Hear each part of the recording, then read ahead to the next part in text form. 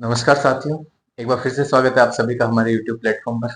आज अपन जो है जैसा कि हमने कहा था कि संडे को अपन आरपीएससी के जो पुराने सालों के पेपर है ना, वो लेके आएंगे और सोमवार से लेके शनिवार तक आपको अपन मैटर प्रोवाइड करवाएंगे। ठीक है, तो पेपर फर्स्ट के लिए हम तैयारी करवा रहे हैं। इतिहास वाला सेक्शन अभी हमारा चल रहा है। ठीक है, इतिहास वाले सेक्शन में अपन लगभग प्राचीन और मध्यकालीन राजस्थान कंप्लीट कर चुके हैं, आधुनिक राजस्थान अपना चल रहा है।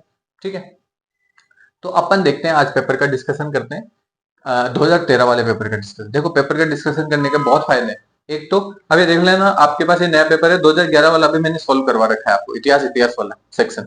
ठीक है, इसमें आप देखोगे ना कि कितने क्वेश्चन आपको कॉमन मिल रहे हैं। जैसे पिछले बार भी आपको ये क्वेश्चन मैंने डिस्कस कराया था, नालंदा विश्वविद्यालय वाले क्वेश्चन डिस्कस कराया था।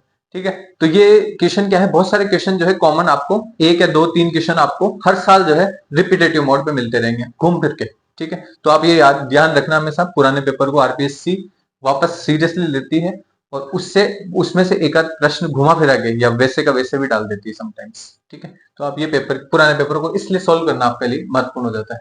ठीक है, तो आज अपन ये डिस्कस करेंगे। प्लस फिर एक फायदा ये भी होता है कि जैसे मैंने आपको मैटर पढ़ाया, ठीक है, उस मैटर में कुछ चीजें क्या है, कुछ लाइनें मैं गलती से भूल जाता हूँ, बहुत आसान सी लाइनें लगती है, तो कभी कभी मैं इंक्लूड भी नहीं करता हूँ और कभी कभी जो है मैं भूल भी जाता हूँ। ठीक है, तो वो लाइंस भी जो है अगर अपने को पेपर में कहीं पे मिलती है तो उन लाइनों को आप नोट्स में बाद में ऐड कर सकते हैं, तो आपके एक तरीके से पूरक नोट्स हो जाते हैं, है ना। तो इसलिए पुराने सालों के पेपर को डिस्कशन करना महत्वपूर्ण हो जाता है। अब अपन देखेंगे आरपीएससी के 2013 में क्या क्या क्वेश्चन पूछा है फर्स्ट ग्रेड में। ठीक है, तो 2013 के प्रश्न अपन देखते हैं। 2013 में पहला प्रश्न आपसे ये पूछा गया है कि 1857 की क्रांति में अंग्रेज और जोधपुर राज्य के बीच की संयुक्त सेना को किसने परास्त किया था। ठीक है, तो अंग्रेजों और जोधपुर की संयुक्त सेना को ठाकुर कुशाल सिंह ने, आउवा के ठाकुर कुशाल सिंह थे, उन्होंने जो है बिठोड़ा और चेलावास के युद्ध में परास्त किया था।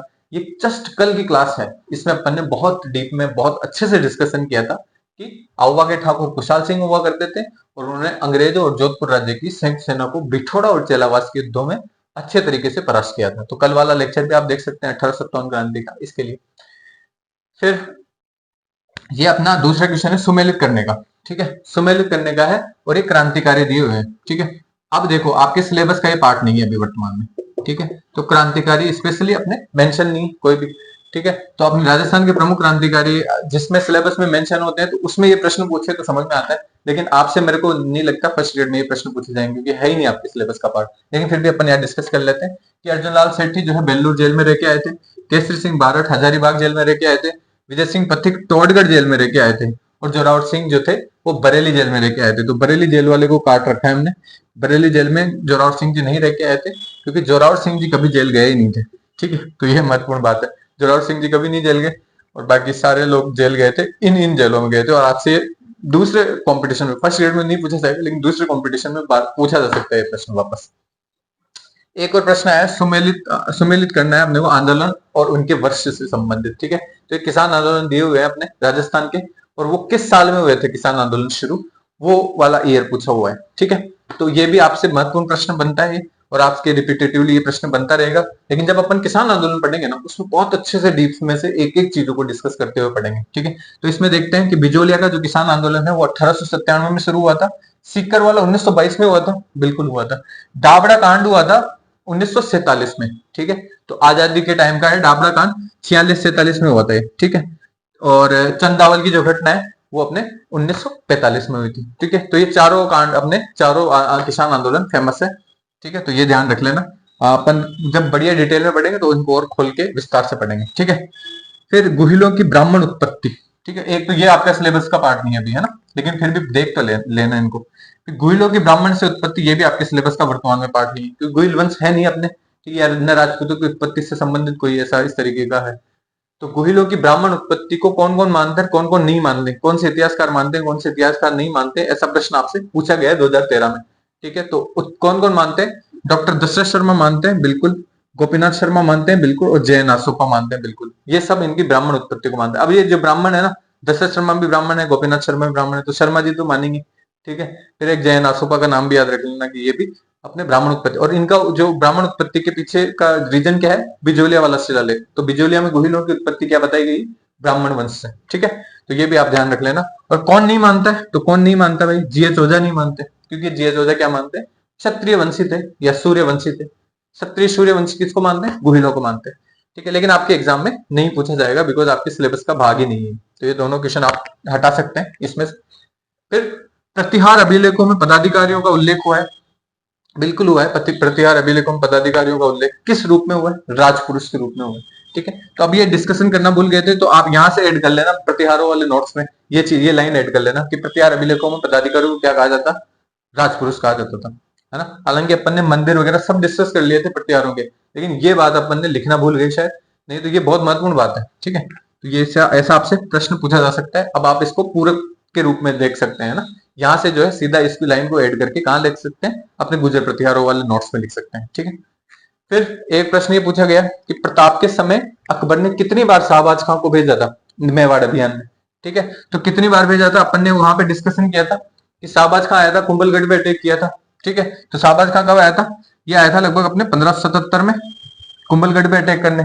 ठीक है, फिर उसके अगले साल भी आया था, 78 में भी आया था और 89 में भी आया था। 3 साल आया था ये कंटिन्यू, 77, 77, 78 और 79, तीनों सालों में आएगा। 1577, 1578, 1579, तीनों साल आएगा और 3 बार अभियान करेगा। तो आंसर भी इसका क्या आएगा? 3 बार। ठीक है, तो शाहबाज खान ने कितने बार अटैक किया था मेवाड़ पे? 3 बार अटैक किया था। अकबर का सेनापति था शाहबाज खान।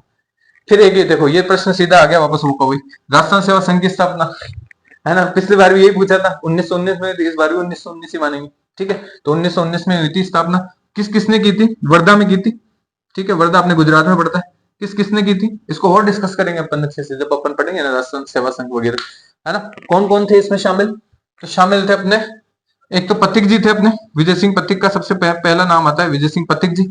फिर अपने अर्जुन लाल सेठी भी थे इसमें, जयपुर वाले अर्जुन लाल सेठी भी थे, बिल्कुल अर्जुन लाल सेठी भी थे, अर्जुन लाल जी भी थे। प्लस एक नाम और आता है इनमें, किसका आता है एक नाम? केसरी सिंह भारत का। ठीक है, तो ये तीनों जो नाम है ना, आप ये देख सकते हैं, तीनों जेल गए। ये तीनों, इन तीनों ने जो है अपने राजस्थान सेवा संघ की स्थापना करी थी। तो आप ऐसे भी देख सकते हैं, मेरे को तो अभी यहाँ से याद आ गया। ठीक है, तो राजस्थान सेवा संघ की स्थापना कौन किस किसने की थी? अर्जुन लाल सेठी ने की थी, केसरी सिंह भारत ने की थी, विजय सिंह पथिक ने की थी। ठीक है, कई बार सिर्फ विजय सिंह पथिक ही देते हैं आपको, है ना। कई बार अर्जुन लाल सेठी, केसरी सिंह भारत देते हैं। तो आरबीएससी ने एक बार प्रश्न भी पूछा गया है, इसलिए मैं तीनों के नाम दिखाता हूँ आपको हमेशा। ठीक है, इन तीनों का जिक्र देते हुए चौथे का नाम काटा गया है आरपीएससी में। तो एक बार क्या है, अपन आरपीएससी ने जो माना हुआ है ना पहले आंसर में, तो उन्हीं चीजों, उन्हीं नामों को अपन देखेंगे। तो अर्जुन लाल सेठी को माना गया है, केसरी सिंह भारत को माना गया है, विजय सिंह पथिक को माना गया है। तो तीनों को माना गया है। ठीक है, राजस्थान सेवा संघ से संबंधित। फिर एक प्रश्न आया हुआ कि पृथ्वीराज थर्ड और मोहम्मद गौरी के बीच कितने युद्ध हुए थे? ये तो बहुत आसान प्रश्न है। ठीक है, तराइन के 2 युद्ध हुए थे, तराइन के 2 युद्ध हुए थे। कब कब हुए थे? 1191-92। ठीक है, 91 में पहला हुआ था जिसमें पृथ्वीराज थर्ड जीता था, 92 में दूसरा हुआ था जिसमें मोहम्मद गौरी जीता था। और अपन ने बहुत विस्तार से जो है डिस्कशन किया हुआ है चौहानों में, पृथ्वीराज थर्ड में आप देख सकते हो, है ना, और आपके सिलेबस का पार्ट है। ठीक है, तो ये चीज आपके राजस्थान में है। राजस्थान के इतिहास में ऐसे कोई मुश्किल प्रश्न आए नहीं जो आपको परेशान कर दे। ठीक है, लगभग सारी चीजें अपन डिस्कशन कर रहे हैं, उसमें से ही आ रहा है। और अब अपन देखते हैं भारतीय इतिहास में। भारतीय इतिहास में अपन देखते हैं तो युग्म चयन का एक प्रश्न आया हुआ है आपके। ठीक है, युग्म चयन का प्रश्न आया है। तो विशाख दत्त की जो किताबें हैं, तो ये क्या है, मैंने पहले लिख दी है आपको। ठीक है, ये लगभग हाँ यही है किताबें, तो सेम सेम सी रहेगी आपकी। तो विशाख दत्त की देवी चंद्रगुप्तम वहां पे ऑप्शन में दिया हुआ है। ठीक है, तो आप ये ध्यान रख लेना कि मुद्रा राक्षस भी एक दूसरी किताब है विशाख दत्त की। ठीक है, फिर अपन देखते हैं कि आर्यभट्ट की लघु जातक थी। ठीक है, लघु जातक के अलावा आर्यभट्ट की लघु जातक नहीं है, आर्यभट्ट की है आर्यभट्टियम, तंत्र और 10 गीतिका, 3 किताबें हैं आर्यभट्ट की। ये तीनों किताबें नाम याद रख लेना, क्योंकि आपके गुप्तकालीन संस्कृति दी हुई है। तो गुप्तकालीन संस्कृति का हिस्सा ही है साहित्य, गुप्तकालीन साहित्य उसका संस्कृति का हिस्सा है। तो गुप्तकालीन साहित्य से यही प्रश्न बनेंगे आपके।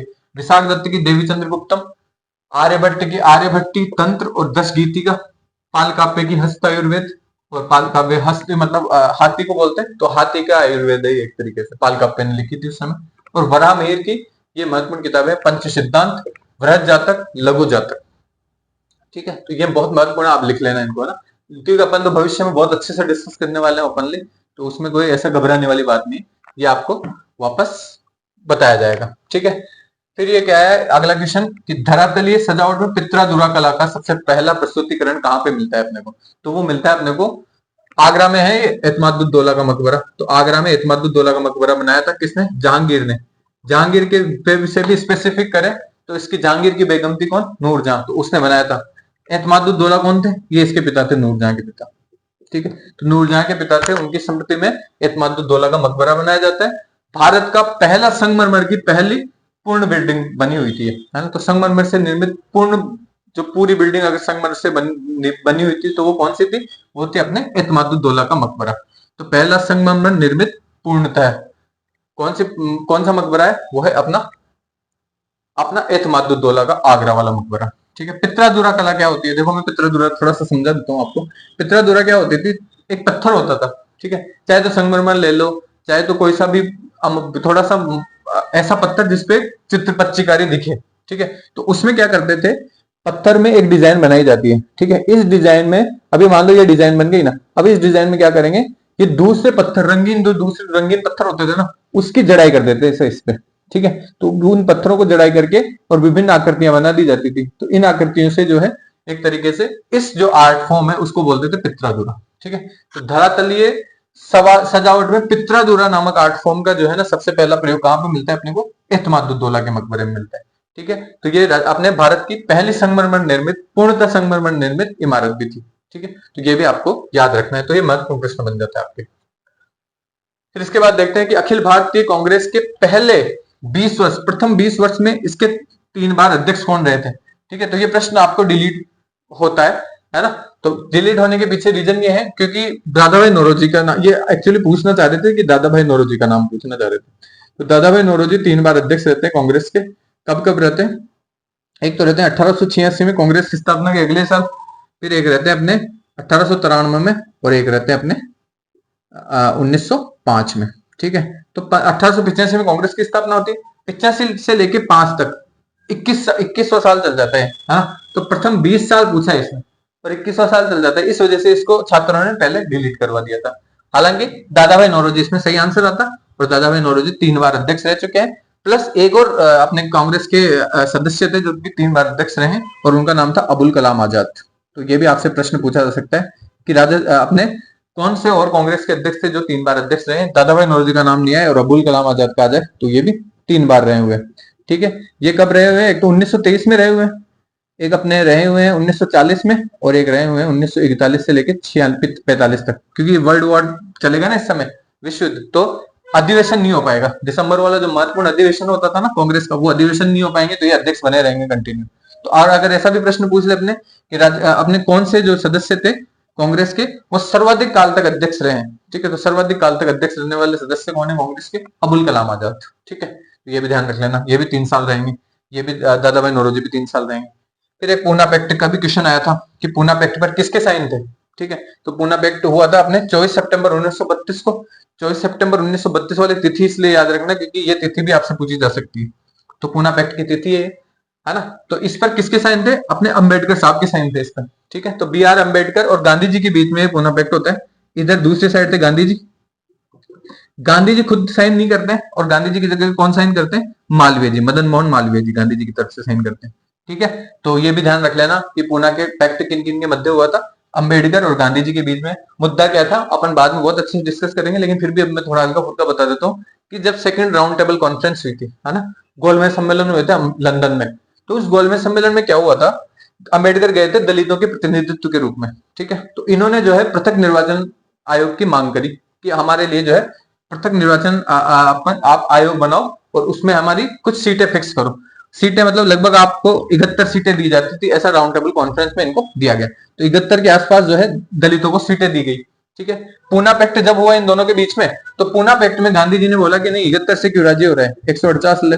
तो 148 सीटें जो है इनको बी आर अम्बेडकर को दी गई थी उस समय। ठीक है, तो दलितों के उद्धार के लिए जो है ये कांग्रेस का एक अपन मेघना घाटा माना जाता है। ठीक है, तो दलितों के उद्धार की तरफ कांग्रेस ने अपना कदम आगे बढ़ाना शुरू कर दिया था इसके बाद से, पूना पैक्ट के बाद से। तो ये वेरी इंपॉर्टेंट बात है, ध्यान रख लेना। तो 71 से सीटें बढ़ा के कितनी दे दी थी? 148 सीटें दे दी थी। तो ये महत्वपूर्ण बात है। फिर सूरत की फूट या सूरत विभाजन का अधिवेशन, कौन सा नंबर का अधिवेशन था कांग्रेस का? ऐसा प्रश्न पूछा गया। 23वें नंबर का अधिवेशन था, वेरी इंपॉर्टेंट, तो बहुत महत्वपूर्ण है। कितना? 23वें नंबर का है। ठीक है, अपन ने देखा है 20वें वर्ष में 20वें वर्ष पूछा है, लेकिन 21वें नंबर का था, अधिवेशन तो 21वें वर्ष का अधिवेशन था। तो अपन 1905 से 2 साल ही तो है। 1907 में तो सूरत का अधिवेशन हो रहा था कांग्रेस का, तो 1907 में हुआ है, तो 23वां अधिवेशन था ये। ठीक है, तो ये भी ध्यान रख लेना। और 23वें अधिवेशन इसका कांग्रेस का था। तो इसमें क्या हुआ था, इसमें विशेषतः क्या हुआ था, नरम दल और गरम दल, दो दल थे कांग्रेस में। तो नरम और गरम दल की जो आइडियोलॉजी थी, विचारधारा थी, वो भिन्न होने के कारण इन दोनों में फूट हो जाती है। नरम दल अलग हो जाते हैं और गरम दल अलग हो जाता है। फिर 1916 में जाके ये मिलेंगे। ठीक है, तो ये भी ध्यान रख लेना कि सूरत की फूट 1907 में हुई थी, नरम दल और गरम दल अलग हो जाएंगे, और डिटेल में अपन डिस्कशन कर लेंगे बाद में। फिर ये एक 1920 वाला विशेष अधिवेशन आया, कहाँ का, कलकत्ता का विशेष अधिवेशन। तो गांधी जी के असहयोग को की नीति अपनाने का प्रस्ताव का समर्थन किसने किया था, तो गांधी जी ने कलकत्ता के विशेष अधिवेशन में जो है ये नीति अपनाई थी, असहयोग की नीति, असहयोग आंदोलन चालू किया था, मतलब कुल मिला के। ठीक है, तो ये अगस्त में हुआ था 1920 में। तो और ये लगभग ये असहयोग आंदोलन यहाँ से चालू होता है, और इसको जो समर्थन दिया था वो किसने दिया था, मोतीलाल नेहरू ने दिया था। तो वेरी इंपॉर्टेंट प्रश्न यहाँ से बन सकता है आपकी। ठीक है, मोतीलाल नेहरू द्वारा समर्थन दिया गया था इसमें। ठीक है, फिर नालंदा विश्वविद्यालय में रतन सागर क्या था, तो रतन सागर क्या था भाई साहब, पुस्तकालय था नालंदा विश्वविद्यालय में। ठीक है, तो कुछ भी ऐसा नहीं आया आपके कि भाई आपके सिलेबस से बाहर की, ये 2 प्रश्न छोड़ दो आप। ठीक है, क्योंकि पहले राजस्थान में बहुत डीप में था आपके सिलेबस, अब ये है नहीं है आपके, है ना, न तो गुहिलों की उत्पत्ति है ना आपके ये क्रांतिकारी है विभिन्न। ठीक है, तो ये दोनों प्रश्न छोड़ दो, बाकी सब आपके सिलेबस में। ठीक है, तो नालंदा विश्वविद्यालय की स्थापना हमने कुमारगुप्त ने की थी, सक्रादित्य भी उसको कहा जाता है। ठीक है, वैनसांग उसको उल्लेख करता है, उस समय का सबसे बड़ा आवासीय विश्वविद्यालय था। प्लस यहाँ पर जो है देखा जाए तो इसका जो बख्तियार खिलजी था, उसके समय में जो है इसको ध्वस्त कर दिया जाता है, और यहाँ का जो पुस्तकालय था उसका नाम था रत्न सागर। तो ऐसे ही प्रश्न पूछे जाएंगे आपसे, बहुत बेसिक बेसिक प्रश्न। ठीक है, फिर ये लगभग आपका कंप्लीट हो चुका है अपना। राजस्थान के इतिहास में भी देख लेना, भारतीय इतिहास के कॉन्टेक्स्ट में भी देख लेना। तो ये था अपना 2013 का पेपर। अब अपन नेक्स्ट जो पेपर होगा, पेपर फर्स्ट का, तो वो पेपर भी अपन अगले लेक्चर में डिस्कस कर लेंगे। और ये मुझे लगता है कि ये पेपरों के रिपीटेशन से आप समझ पाओगे। ठीक है, जैसे ये प्रश्न रिपीट किया ना, ऐसे कैसे, फिर नालंदा विश्वविद्यालय को अपन और डिटेल में कर लिया। मान लो भविष्य में कोई भी प्रश्न आ जाता है कि नालंदा विश्वविद्यालय का जो है स्थापना किसने कराई थी, या उससे संबंधित कोई प्रश्न आ जाता है, तो वो भी आपके इन पुराने क्वेश्चनों के एक्सप्लेनेशन से आ रहे हैं, है ना। तो ये एक्सप्लेनेशन बहुत महत्वपूर्ण है इसकी, है ना। तो आप ये चीज देख लेना। बाकी नेक्स्ट लेक्चर में अपन और अच्छे से मिलते हैं पीवाईक्यू सीरीज में 2000 नेक्स्ट जो भी अपना पेपर रहेगा उसके उसके साथ में। और आप जो है हमारा मैटर तो पढ़ ही रहे हैं, तो उसको भी आप कंटिन्यू करिए, और प्लस इसमें ये चीज ऐड कर लेना। तो ये क्या आपका पूरी फुल प्रूफ तैयारी हो गई, इससे ज्यादा आपके प्रश्न पूछेंगे ही नहीं जाएंगे। अच्छा, एक और चीज मैं आपको बताना चाह रहा हूँ। मैंने एक चीज नोटिस की है कि अपन स्कूल लेक्चर का जो सिलेबस है ना, वो लगभग सेकंड ग्रेड के सिलेबस से डिट्टो मैच कर रहा है, और दोनों पेपर कौन बना रही है, आरपीएससी बना रही है। तो अपन एक काम करेंगे, पहले ये पेपर हो जाएंगे, अब जब तक अपने दिसंबर तक अगर हो जाएंगे तो वो सेकंड ग्रेड वाले पेपर भी अपन ले लेंगे। सेकंड ग्रेड वाले भी पेपर लगभग आरपीएससी बनाती है, सेम स्तर के लगभग सेम लेवल के पेपर होते हैं, तो अपन वो पेपर भी डिस्कस कर लेंगे ना, तो कुछ भी नहीं बचेगा फिर, है ना। तो आरपीएससी सिर्फ जो है एक्स्ट्रा क्वेश्चन देके कहां से लेके आती है, हमारे मैटर प्लस ये क्वेश्चन प्लस अपने सेकंड ग्रेड के क्वेश्चन, फिर कुछ क्वेश्चन बच जाएंगे तो ठीक है। बाकी देखते हैं, बाकी अब देखो, अगर देखो 15 में से मैं तो कह रहा हूँ आपको 13 या 14 क्वेश्चन भी अगर हमारे मैटर से मिल जाए और अब ये रटने में आ जाए आपके अच्छे तरीके से, तो 14 क्वेश्चन में तो बहुत बड़ी पार पड़ जाएगी अपने, है ना। कुछ बचेगा नहीं अपने फिर उस तरीके से। तो 14 क्वेश्चन अगर आप ठीक करके आ रहे हो, 75 का तो पेपर ही है टोटल। ठीक है, तो 1/5 में आप इतना अच्छा स्कोर करके आ रहे हो, तो फिर और दूसरों में भी तो आप मचाओगे उत्पात वहां पे। ठीक है, तो ये चीज ध्यान रख लेना आप। और बाकी अपन नेक्स्ट लेक्चर में मिलते हैं, और अगले संडे को फिर से अपन ये पीवाईक्यू लेके आते हैं।